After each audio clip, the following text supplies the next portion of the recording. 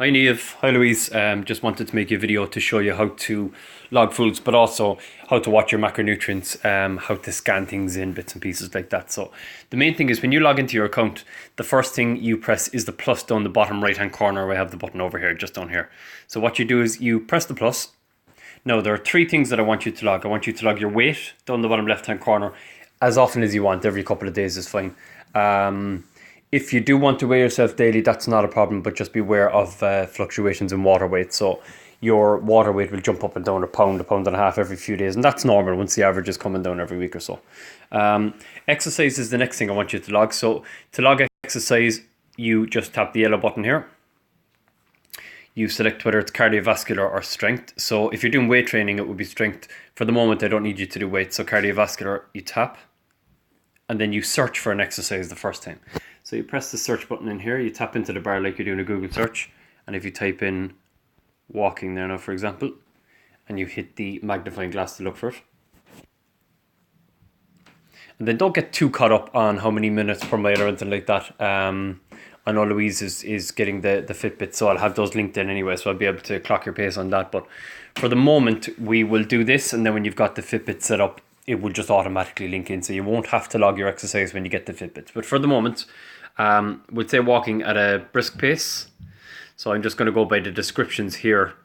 So you can see the description here: very brisk pace, moderate pace, slow pace, leisurely pace, and so on. So don't worry about the minutes per mile or anything like that at the moment. So we'll say it was a leisurely pace. So I'm going to tap that one. It asks for how many minutes performed.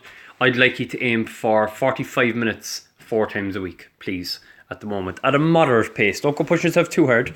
Fat burning occurs in the lower end of the heart rate. So if you have a heart rate monitor on, your heart rate that you're going to stay below ideally would be 180 minus your age. Never go over that. Even if you feel like you can, don't go over that.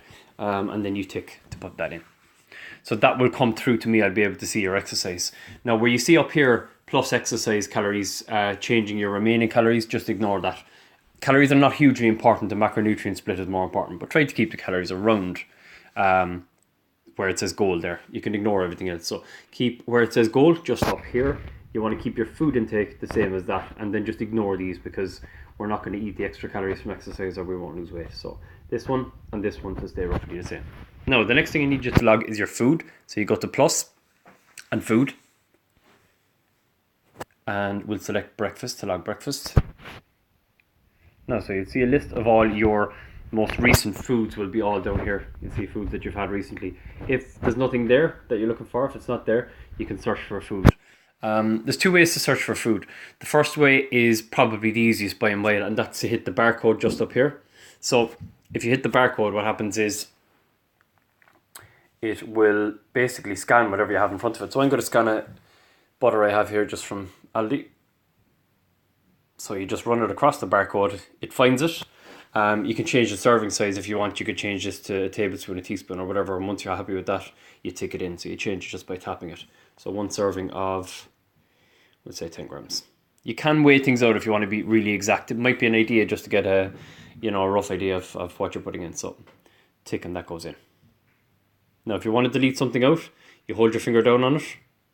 So I'm going to hold my finger down on this button here where it says butter, and it'll allow me to delete out. If you have an iPhone, incidentally, you swipe left or swipe right and it'll give you a delete button then. So I'm going to delete that in because it's in there twice. Now, so that's an egg and butter put in there, for example. So the most important thing is that you try to get even amounts in terms of grams of fat and protein in every meal with as little carbohydrate, especially from refined sources. So your carbs from refined sources are going to be breads, pastas, potatoes, cereals, rice, things like that. Sugar is definitely a no-no, so try and avoid anything that's got sugar in it. If you stick to the shopping list and the meal plan, then you'll avoid it. And essentially, this is a really low sugar program, which makes you feel a million times better. So to add in another item, you can either go back out like this and go to plus and food again, and we'll say lunch. Now I'm going to pop in salad and search. There is salad bowl, so I'm going to add that in, and you can see here calories 30 in a bowl of salad, and your total carbs there at 3. So when you choose the right foods, you can really bulk up without getting many carbs in. And then your dietary fiber would be 4 grams, so you've got actually -1 in net carbs there. So there'd be no net carbs really in something like salad and veg and things like that, and I'll take that in. So this adds up as you're going along. Now, much more important than the calories are when you look at the bottom here, and this is absolutely essential. If you're on some phones, when you scroll to the bottom, it will say nutrition down here somewhere. You tap on the nutrition tab. On Androids, what you do is you go to the 3 dots just up here, the 3 lines I should say, and you hit nutrition in the sidebar. Now that would give me my daily nutrition in terms of nutrient details, but if you have a look up here where the button is floating over, you'll see a little pie chart symbol. And when you tap that pie chart symbol, it'll tell you what percentages are coming from what. Now, best case scenario, I'm going to set the bar as high as possible, and then if you come anywhere near it, you'll absolutely excel. So best case scenario is to have fat at 75%, to have protein at 20%, and to have carbs at 5%. It doesn't matter if your carbs go a little bit over. Most people have about 65-70% of their calories coming in from carbs, which is really causing a spike in insulin and fat storage. So when we move away from that and get the majority of our calories from good fats, so all the fats that I've outlined in the documents I've sent on to you, then you'll absolutely fly it. So that's kind of it. Your protein should be around 20%. Now, sometimes people find that when they choose things like chicken, turkey, and fish that are quite lean, there's not enough fat in it, and that brings your protein content up. Now, that ends up in a condition within the body, or an event inside the body, which is called neoglucogenesis, which is basically the body having a bit too much protein compared to carbs in the transitioning phase, and it eventually breaks that protein down, and you get that same sort of same amount of glucose in the body. So it won't happen much if you go to 25%, 30% protein, but to really maximize it, do your best to stick to 75% fats, 20% proteins, and between 5 and 10% carbs. Now, your total carb daily intake for the day is relatively important as well. If you want to get it right in the button, you bring your carbohydrates to a net of, this would be the absolute ideal, of around 50 a day. That would bring you into what's known as a ketogenic state. So you can tap on where I just tapped here, the little list icon here.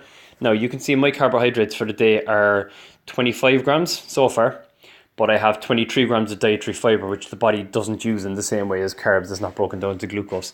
So my net carbs are 2 grams, 25 minus 2. So that's my net carbs for the day. So I'm going to keep those under 50 grams today to get really, really accelerated weight loss. That's kind of it for the moment. Just in terms of how to log your weight, you just go to the plus.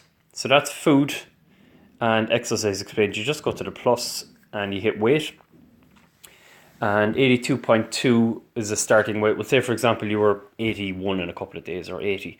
You type in 80 and you hit set. And then that updates on my screen as well. So that's it. I'll be monitoring you over the next few days. Just thought I'd make that quick video to get you up and running. And I will go with a call on Thursday at 3 o'clock, or we can do a Skype or whatever's easier for you guys. And you can fire questions off of me, whichever suits, or I can call you individually. You let me know. That's it for the minute. Best of luck with everything. And if you have any questions, send me a text. 086 086 1300. What I'm going to do is I'll send you on a video every single week, usually on a Saturday morning, and you can watch that in your own time, which will be detailed feedback on how you're doing, exactly what I want you to change, so that we can really pinpoint it and get to your goals as quickly and safely as possible. That's everything. I'll talk to you guys soon. Bye bye.